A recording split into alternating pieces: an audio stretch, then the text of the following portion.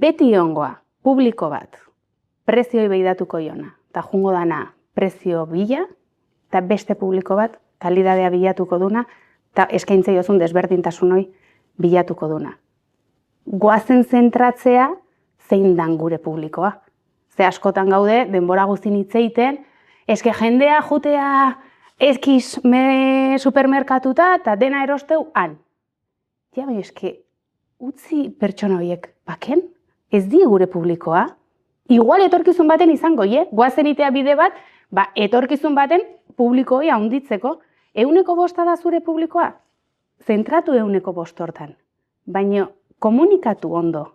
Zer dan zuri desberdintze zaituna, zergatik balio dun zurek gehiago, ekarri jende hoi bisita baserria, erakutsi zure lana, jarri aurpegi bat horren atzetik, hoi da gure lana. Eta hoi ondo ite badeu, berdin du Mercosur. Ez zaigu jendea faltako.